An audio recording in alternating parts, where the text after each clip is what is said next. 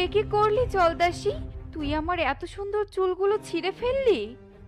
ক্ষমা করুন ইতি কুমারী, ক্ষমা করুন।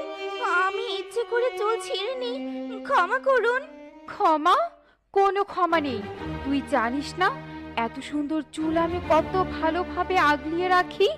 দেখ তোর কি অবস্থা করি আমি। তুই শুধু দেখ, তুই আমার চুল ছিঁড়েছিস তাই না? এ কথা বলে ইতিকুমারী তার জাদু শক্তি জলদাসীর মুখে প্রয়োগ করে, আর জলদাসীর মুখ ভীষণ জ্বালা পোড়া করতে থাকে। জলদাসী তার দুই হাত দিয়ে মুখ চিপে ধরে চিৎকার করতে করতে সেখান থেকে চলে যায়। আহ! জ্বলছে, জ্বলছে, আমার মুখ জ্বলে যাচ্ছে। আহ! তুই সামান্য এক জলদাসী হয়ে আমার চুল ছিঁড়েছিস, আমিও তোর মুখ পুড়ে দিয়েছি। ইস, এত সুন্দর চুলগুলো আমি এই ছোট্ট আয়নায় পুরোপুরি কিছুতেই দেখতে পাচ্ছি না। ধ্যাত্তেরি!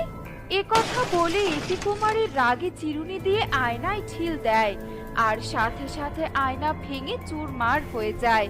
ঠিক তখনই ইতিকুমারী শুনতে পায়, আয়না নেবে কো আয়না, অনেক রকমের আয়না, একটি আয়নার দাম মাত্র 2টো মুক্ত, আয়না নেবে গো আয়না। একি একি, এটা ডাইনি বুড়ির গলা না? ডাইনি বুড়ি আয়না বিক্রি করতে এসেছে। যাই, প্রতিদিন আমার চুলগুলো দেখার জন্য আয়না কিনে নিয়ে আসি।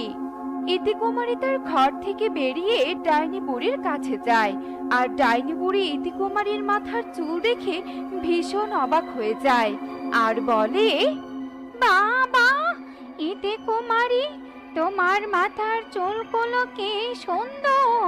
প্রতিটা চুলের পেছনে মনে হয় মুক্ত বসানো আছে, কি ঝলমল করছে। থাক থাক, আর প্রশংসা করতে হবে না। আমি জানি আমার মাথার চুল অনেক সুন্দর। আমার মতো এত সুন্দর চুল এই জলরাজ্যে কারোর নেই। হ্যাঁ হ্যাঁ, তা তো দেখতেই পাচ্ছি, কিন্তু তোমার চুল আরো সুন্দর করার আমার কাছে একটা উপায় আছে। সেই উপায় যদি কাজে লাগাতে পারো, তবে তোমার চুল হবে আরো ঝলমলে, আরো ঘন লম্বা। ও মা, তাই?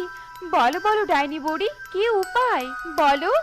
এই জলরাজ্য, স্থল রাজ্য, পাতাল রাজ্যের সব থেকে সুন্দর চুলের অধিকারী হতে চাই আমি।